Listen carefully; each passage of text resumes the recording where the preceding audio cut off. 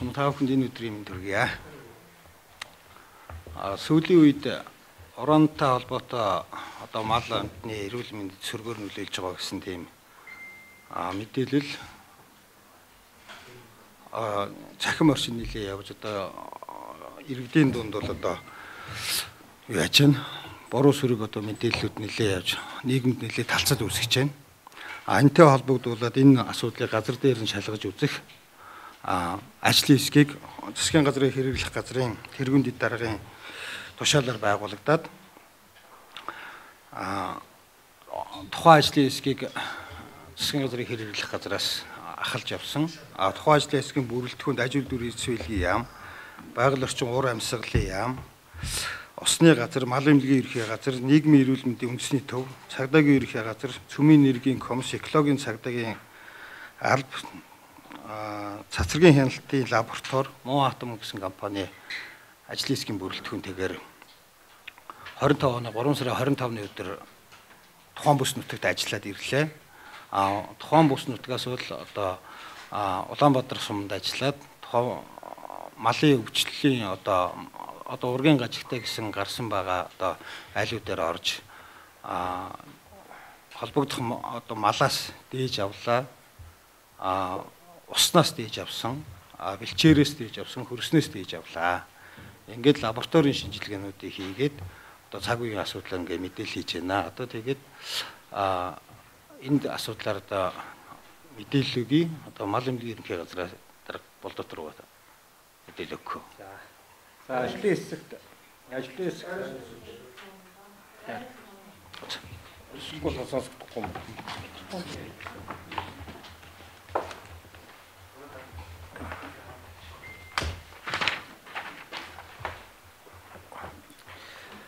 За ажлын хэсэгт аймгийн мал эмнэлгийн газар лаборатори бүтээн ажлын хэсэг явсан байгаа.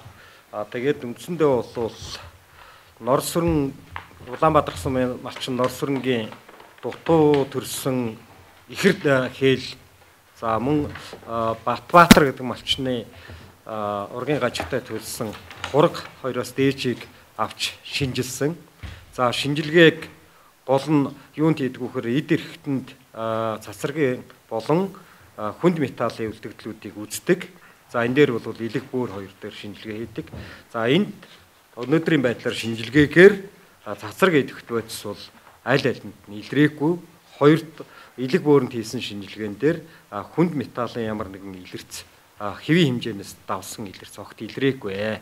Тэгэхээр энийг бол ямар нэгэн химийн гаралтай хүчин зүйлээс шалтгаалсан тийм шалтгаантай гэж үзэх ямарч болцоо байхгүй байна. Одоогор бол ер нь ургийн гажиг бол тохиолддог, Монгол өвөртөнд тохиолдож байдаг. Жил болгон янз янзын тоо хэмжээтэй тохиолж байдаг. За тухайлбал энэ жилийн хувьд за он гарснаас хойш Баян-Улгийн аймгийн Улаан хос сумд нэг нийлсэн ихэр гэж ярьдаг юм да. Хоёр тулгайтай болчихсон нэг ихэр дутуу хээл мөн толгойн гажигтай нэг ишиг бүртгэгдсэн байх жишээний. Ерөөсөө энэ жилийн он гарснаас хойш албисаар мал эмнэлэгт бүртгэгдсэн тохиолдлууд бол иймэрхүү тохиолдлууд байна. Энэ нэг удаагийн шинжилгээ хийгээд энийг яг ургийн гажиг юунаас болж вэ гэдэг юмыг бол бүрэн тогтоох болцоо их муутай шинжилгээныхаа хувьд. Ер нь ургийн гажиг бол биологийн, физикийн, химийн, механик гэсэн хүчин зүйлүүдээс хамаарч ургийн гажиг бол өөрөө төрдөг юм тохиолдлуудтай байхамаа. Ялангуяа одоо мал аж ахуйн хувьд бол мал үржлийн ажлыг эмх замраагүй болсон хөрөл ойртох, цус ойртох юм нөхцлүүд бий болсон шалтгаануудаас их үүдэлтэй байдаг. Уламжлалт аргаараа бол за одоогийн байдлаар бол ердийн тохиолдлогоос илүү олон хэмжээтэй тохиолдсон, давтамж нь ихссэн ийм бүртгэд бол одоогор байхгүй байгаа. Усныхаа батөр бас юу яач батөр шахал хамаагүй батөртөө. За та бүхэнд өдрийн мэнд хүргье. Энэ ураны асуудалтай холбоотойгоор Монгол улсад газрын доор хусны чанарын мониторингийн анх удаа хийх гэж байна. Тэгэхээр та бүхэн маань урд нь бид нар газрын доор хусны мониторинг яаж хийгддэг байсан бэ гэхээр зөвхөн цооногийн төвчний бууралтын тухай асуудал байсан. Тэгэхээр өнөөдрийн энэ хэвлэлийн мэдээллийг далимдуулаад би бас та бүхэн жижигхэн мэдээлэл өгөх гэсэн. Улаанбаатар суманд урааны үйл ажиллагаа эхлэх хүртэл тухайн үйл ажиллагаа явуулах компани маань өөрийнхөө юуны лицензийн талбай дотроо мониторингийн цоонуудыг хийн. Энэ бол лицензийн талбай доторх мониторингийн асуудал. Тэр лицензийн талбайгаас гадна яг ямар газрын доорх усныхаа нөөцийн байдал, газрын доорх усны урсацын шин чанараас хамаарат, үйл ажиллагаатай нь хамаарат тодорхой яг тэр урсацыг нь угтуулсан байдлаар мониторингийн сүлжээг байгуулах юм. За энэ сүлжээг байгуулсан цагаас эхлээд тухайн урааны одоо их олон хүн асуугаад байгаа тийм урааны үйл ажиллагаа уурхайн үйл ажиллагаа явагдсанаар газрын доорх усанд ямар нөлөөлөл үзүүлж байна вэ гэдгийг чанарт нь шүү. Тэр нөгөө юуны тоо хэмжээний тухай асуудал бол сайн хэлсэн учраас ямар өөрчлөлт үзүүлж байна гэдгийг бүрэн дүрэн хямдаг болох юм. За энийг яагаад болохын гэдэг ирээдүйн цаг дээр яриад байгаа гэхээр одоо 4 жилийн хугацаанд үйлдвэрлэлийн үйл ажиллагаа явагдана. Энд нь тэр үйлдвэрлэлийн үйл ажиллагаанд нөгөө уран олборлох үйл ажиллагааны цоонууд хэрхэн хаана яаж байрлагдсан, тэр нь газрын доорх усныхаа нөөцтэйгээ яаж холбогдож гэдгээс нь хамаарат хийгдэх ийм үйл ажиллагаанууд байж байгаа. Тэгэхээр та бүхэндээ бас нэг шинэ гэхүү одоо урднаас ярьж исэн мэдээлэл гэхдээ харьцангуй Монгол улсын хувьд шинэ зүйл болоод байгаа нь урааны уурхайтай холбоотойгоор Монгол улсад газрын доорх усны чанарын мониторингийн сүлжээг анх удаа байгуулах гэж байна. За сая өнөөдрийн хэвлэлийн хурлын гол юу бол сая манай усны газраас төлөөлөгчд ороод 2 мэрэгжилтэн ороод Дорноговь аймгийн Сайн шанд болон Улаанбаатар суманд ажиллаад ирсэн. Нийтдээ 5 юунаас цэгээс дээж авч ирсэн байна. Тэр дээж авсан шинжилгээний дүнгууд гарч ирлээ. Зүгээр би та бүхэнд одоо энэ олооныг уншаад явах зүгээр маш энгийнээр хэлэх гэж оролдъё. За нэгдүгээрт нь энэ 5 дээжийг цаашдаа тогтмол хугацаанд ав. Альва нэг нь дээж авснаар нэг удаагийн дээжээр та бүхэн өөрсдөө ч эрүүл мэндийн шинжилгээ хийлгэжсэн. Нэг удаагийн шинжилгээгээр энэ хүн өвчтөй байна, эрүүл байна, эсвэл турсан байна, таргалсан байна гэж хэлэх боломжгүй учраас энэ дээжийг тогтмол авна. Тухайн одоо малчтын худгаас авсан энэ малчид маань тэрэндээ өвлжөөндөө байна уу, хаварчаандаа байна уу, тэр усыг ашиглаж гин үү, ашиглахгүй байна уу, огт үл хамааран энэ 5 худгаас байнга дээж авна. За дээр нь бид бас дахиад ажиллаж байна. Нөгөө малчид болоод бусад уул уурхайн компаниудаа заавал мэдэгдэх шаардлагагүйгээр өөр цэгүүдээс бид дээжийг авна. Энэ дээжийг аваад түрүүний мэддэг мониторингийн сүлжээтэйгээ холбоод ирэхийн алдаанд уул уурхайн үйл ажиллагаа эхлэх явцад бид нар 4 жилийн хугацаатай мониторингийн мэдээтэй буюу түүхэн мэдээтэй болцсон байна. Тэр мэдээгээр хэдийд ямар тохиолдолд чанарын өөрчлөлтүүд гарч байна вэ?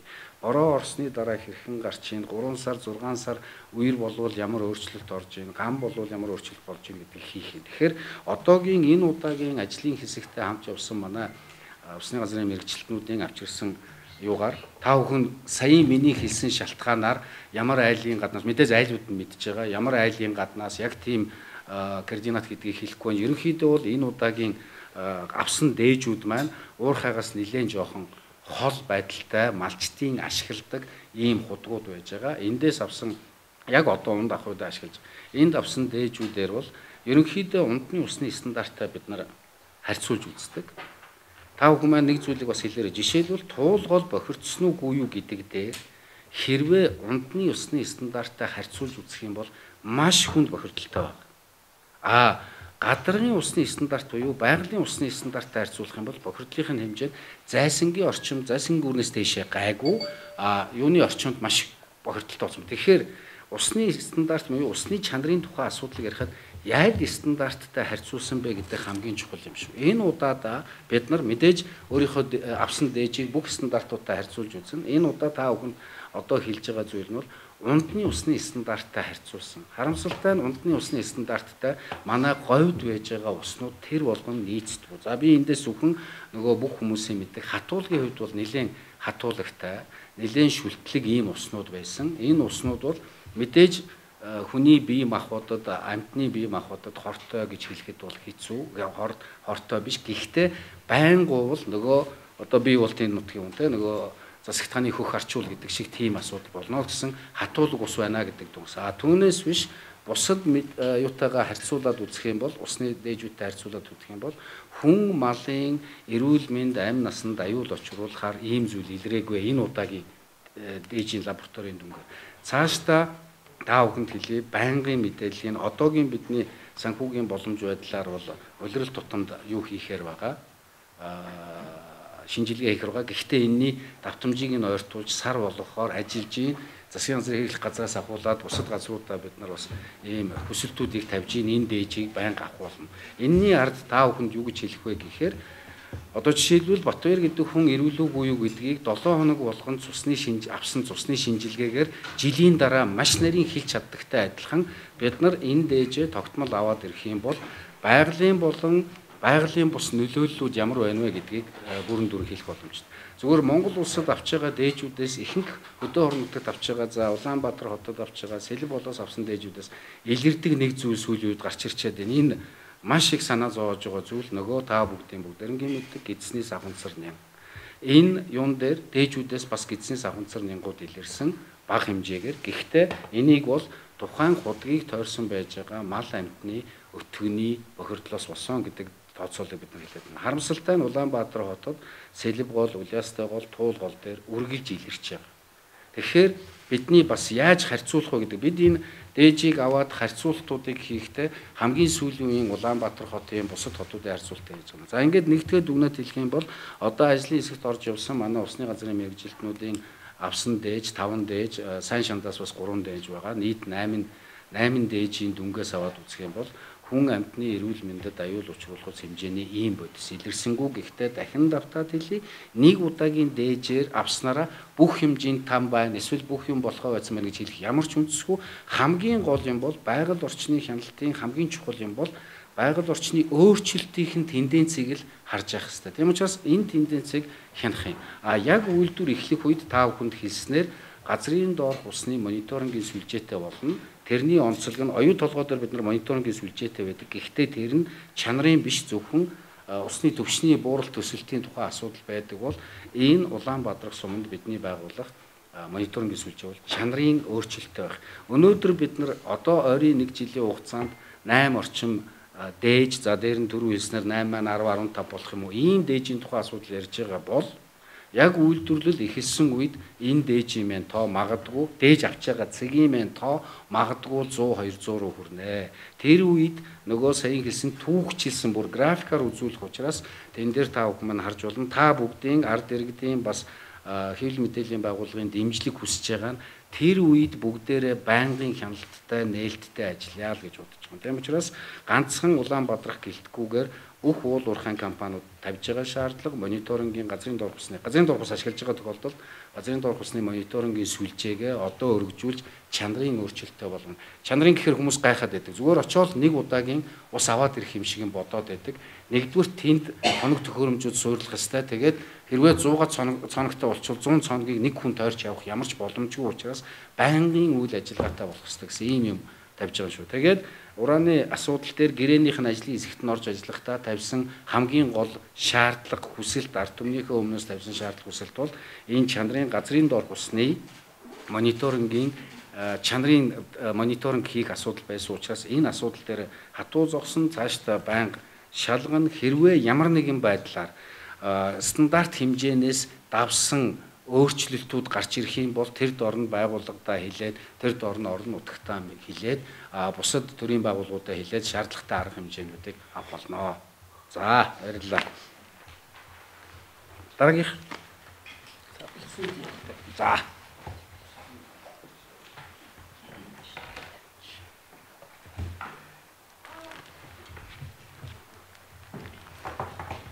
За цацрагийн хяналт шинжилгээний талаар мэдээлэл өгч байна.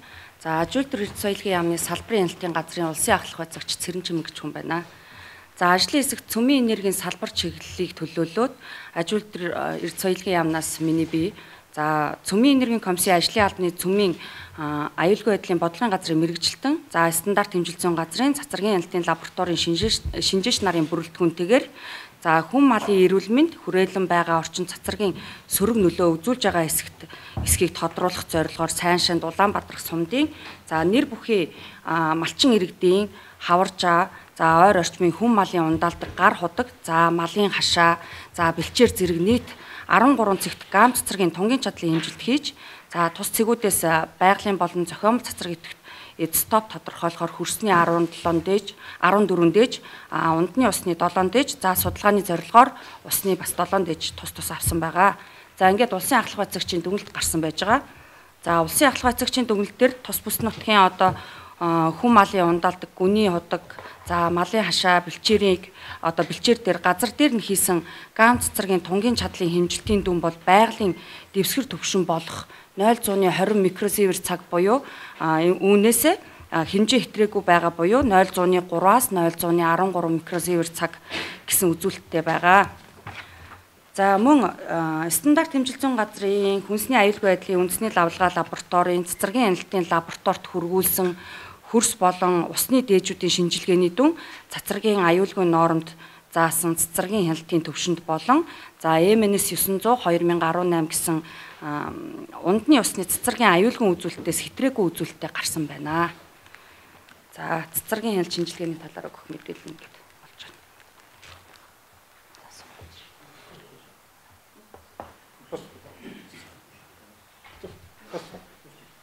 Өөр мэдээлэл багтаа. За тэгээд суугаад хийх бол асуулт байна. Би зөв.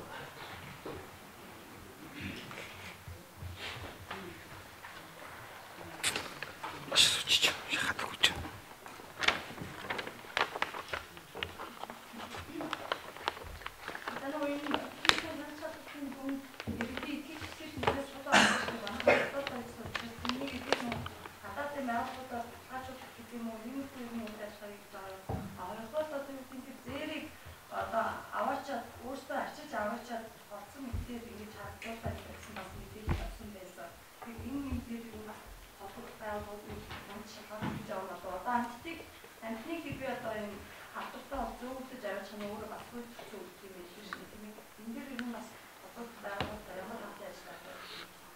Тэр мал амтны эрүүл мэндийн тухай хуулиар зэрлэг амтан юуг бол гаршуулах одоо дураараа одоо алж одоо яг л хориотой юм билээ.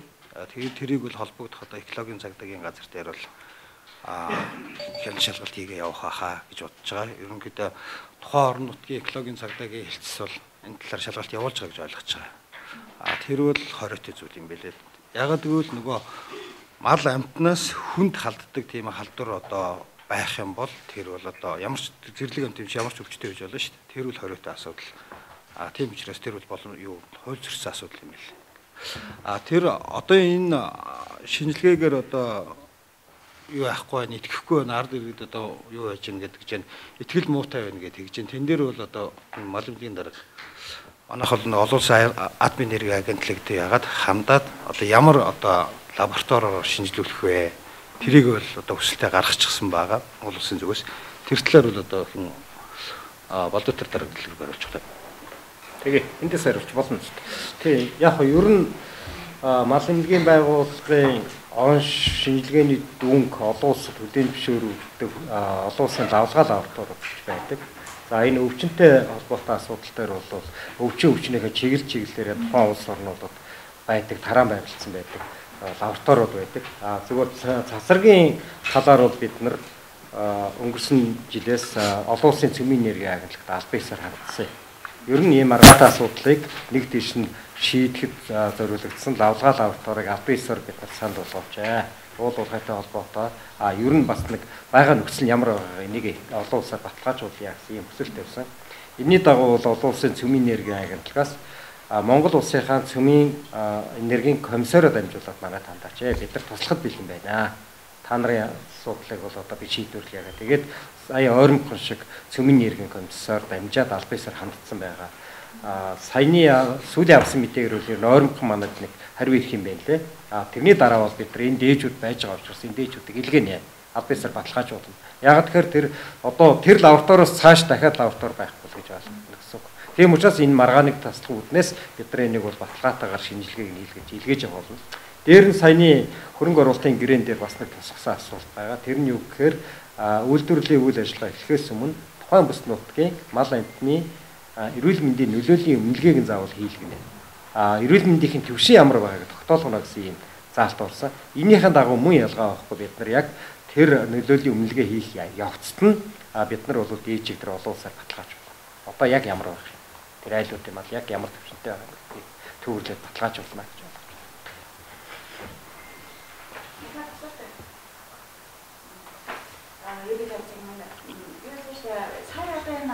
Усны дээд авсан цэгүүрийн яг ямар нэр нэртэй холбоо гэж 2020 онд авсан дээр бүхний холбоотоос авсан дээж чинь үрдэн юу ажлын хайрын дээр чинь тэр холбоотоос чинь хүн амтан удаахын бол бүхэл бүрэх аюултай гэсэн ийм юу гэсэн байдаг шүү дээ. Хайрын тийм үү. Тэгэхээр саяны авсан тэр холбоот ямар нэртэй холбоо ямар ч байсан хүний аймагт бол аюулгүй гэж гисэн гэж тийм. Энэтэй бас мэдээж өгч. Тэгээд өмнө нь хийс одоо яг энэ говийн үсгийн онцны үсгийн янз бүрийн тийм шинжилгээ юм шиг байдаг юм уу? Одоо энэ хийж байгаа шинжилгээгээ бусад говийн аймагуудын тийм одоо уран амтлаа гэдэг юм уу? Тэр бүс нутгийн бодгоцтой юм хэцүү юм хийж байгаа юм. Яг өнөөдөр ажиллаж мэдээж идэм хацаа ажил. За яг ажлын хэсгийн зорилтын үүднээс шалтгаалаад энэ удаа та бүхэн маань тэр худаг гэдгийг хэлэхгүй байхыг зөвшөөрөөч гэж та бүдээс хүсэж байна. Яагаад гэхээр асуудалгүй худаг маань ямар нэгэн байдлаар гадны нөлөөлөл орчих юм бол бидний нөгөө хараад тусаар хийх гэж байгаа асуудал маань өөр болчих учраас гэсэн нэг шалтгаан байж.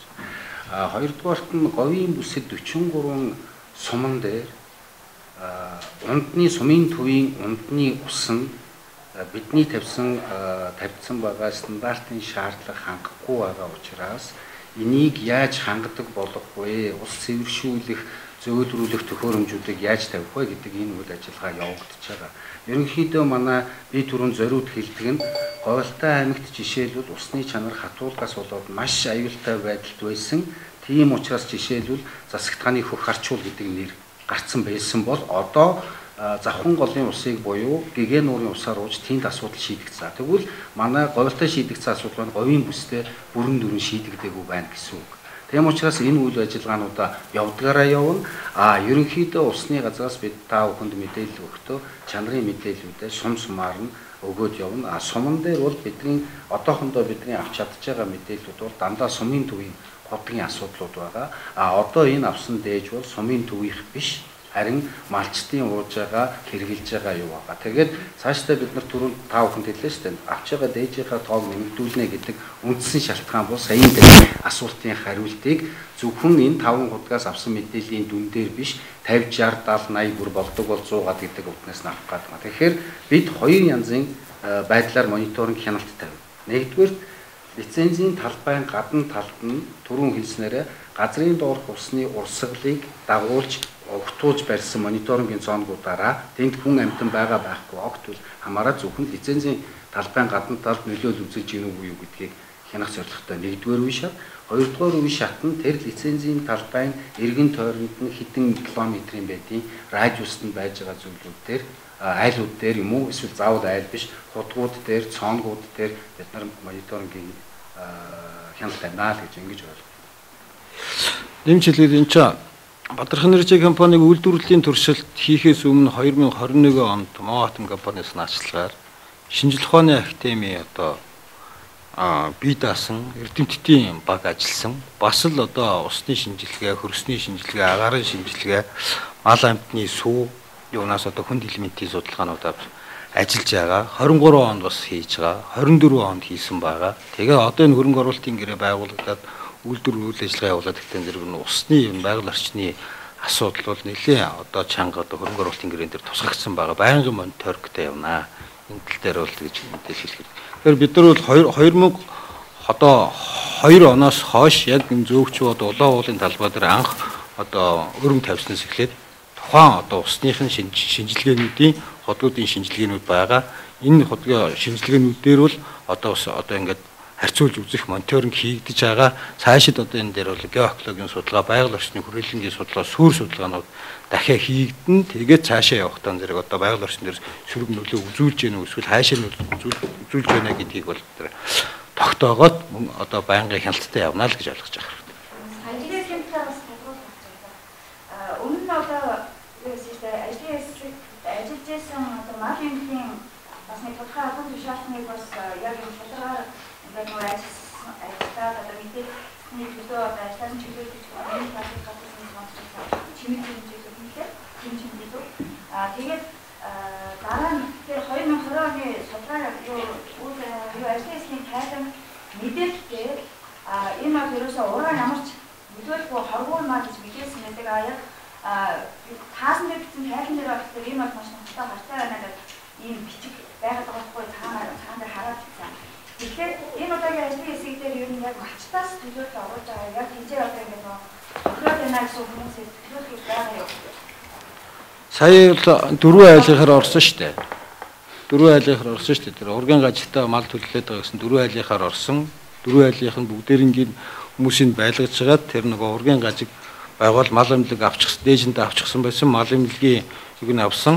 Тэгээд одоо юу байгаа бол тэр одоо ургийн гажигтай гэсэн гарсан байгаа гэсэн юуных нь одоо хорго байгаа бол тэр ихээс нь эцгээс нь бүгдээрийн шинжилгээг нь аваад тэгээд төврийн аргаар бас тухайн одоо малчны хотонд байгаа одоо хорго шигнээс бас шинжилгээ авч байгаа байхгүй юу. Тэгээд явж байгаа. Тэгэхээр үл энэ ер малчнаас нь нуугаад одоо тийм шинжилгээ аваад одоо гэсэн юм бол байхгүй. Юу шинжилгээ ухааны академийнхаа одоо ингээл жил болгон бид бас шинжилгээ хийгээ яваад байгаа шүү дээ. Энд давхар бол дээрээс нөгөө хуучин бол мэрэгжлийн хяналтынхаа одоо бол байгалийн яамны нөгөө хяналтынхын ч одоо төлөвлөгөөт болон төлөвлөгөөт бус шалгалтаар одоо гомдол мэдээллийн дагуу байнга л шалгалт хийгээ яваад байгаа. Ерөнхийдөө бол асуудлын хариу бол ерөнхийдөө нэг л гардаг. Тийм. Одоо таны асуудал дээр одоо ер нь Дундгой аймаг зөвхөн энэ ургийн гажиг төвөөс байгаа юм шиг ийм өсөлт ерөнхийдөө үүсчээд байна шүү дээ. Тэгэхээр ер нь ургийн гажиг бусад одоо аймагуудад ямар байдгийг Дундгой аймаг ямар төвшөнд байгаа ураанаас болж яг нөхөр ингэж хордсон ургийн гажиг ийхэрсэн байгаа. За хоёр асуултанд нь хоёрт нь хариулъя. Сэрэнчимд эмч 23 оноос байна. Өндөр насныхаа төвтэй гарсан байгаа. Тэр хүн ямар нэгэн байдлаар ажлаас салгагдсан байхгүй. Ямар нэгэн ажлаас салгагдсан байхгүй. За дараагийнх нь би яг өөрийнхөө өмнө 20 оны тайланг өөрөө хараад суучил. Би өөрөө нарийн бичиг ажлын хэсгийн нарийн бичгээр ажилласан. Энэ дээр ямар нэгэн урааныг хортой хоргоо гэдгийг би тогтоохгүй л дээ. Урааныг нь ураанаас хордсон уугүй юу гэдэг тухай ярьсан. Түүнээс биш уран хортой хоргоо юу гэдгийг тэр бүдэлгийн өөрөө тогтоогод гэдэг учраас би тогтоох шаардлага байхгүй.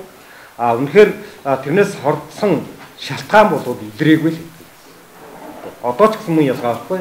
Яг хордсон шалтгаан бол илэрхгүй байна. Яагаад гэхээр цацраг идэвхт бодисоор хордлого үүсгээд хамгийн түрүүнд тухайн мал амтны өөрийн эд эрхтэнд өөрчлөлт орох юм аа. Өөрөн дээр. Тийм учраас энэ бөөрөн дээр ямар ч өөрчлөлт гардаггүй, ямар нэгэн хүнд металл илэрдэггүй ийм нүд байдаг юм аа. Энийг зүгээр баттай хэлье. За ургийн гажгийг би дөнгөж сая хэлээд дуусна. Одоо энэ яг би энэ дээр энэ Баян-Улгийн аймгаас ирсэн мэдээлэл байж байна. Өөрөөр хэлбэл цөөн тооны тохиолдол гардаг юм аа. Гардаг. Одоо энэ бол Баян-Улгийн аймгийн улаан хонсон мас хэмжиж гарсан тохиолдол байна. Өөрөөр хэлбэл инженеэр албан ёсоор бүртгэгдсэн саяны Дорноговын 2-ыг оролцуулаад энэтэй 4 ширхэг бүртгэгдсэн байна. Бүртгэгдсэн байна. Энэ Баян-Улгийн улаан хонсод ямар ч уудагшаа зүгээр л байглаар байгаа. Тэгэхээр энэ маань өөр шалтгаанууд байж болдгоо гэж би тэр хэлсэн. Тэр шалтгаануудаас юм ажилтнууд үүсдэг. Энэ та нар юугаар интернетээр хайгаад үзээрэй. Ерөөсөө ургийн гажиг гэдэг юм бол тэрвээ дүүрэн зураг байгаа. Зөндөө зураг байгаа.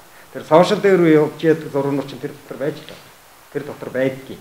Тэндээс авцраад тэр фэйсбүүкээр тэр тавьсан байдгийг. Тэгэхээр тийм учраас энд бол иргэдийг үүмүүлэх гэсэн зорилготой үйлдэл гэж харж байгаа.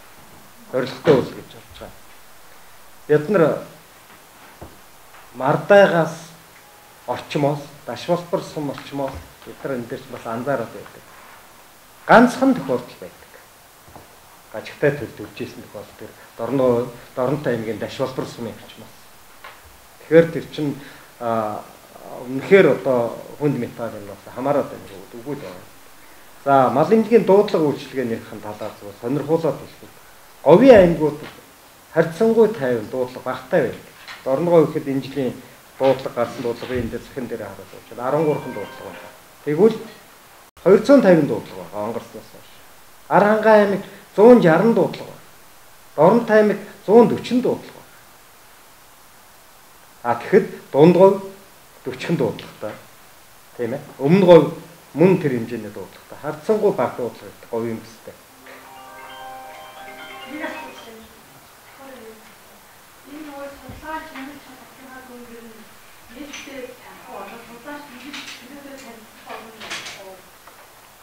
Судалгааны дүн нээлттэй 50.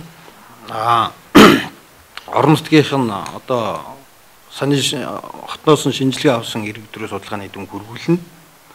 Орон нутгийн аймгийн засаг дараагаа одоо засаг сархиныхан байгууллагууд нь хандаж явуулна. Тэдний цаашаа одоо тараагаад явуулах хэрэгтэй.